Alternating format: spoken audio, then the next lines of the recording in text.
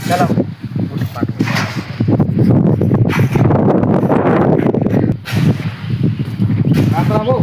राम राम.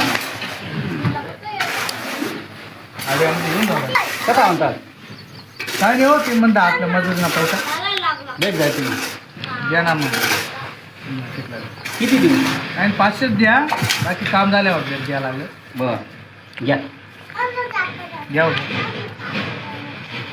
येऊ का मग ते डुप्लिकेट कसं काय ओळखायचं?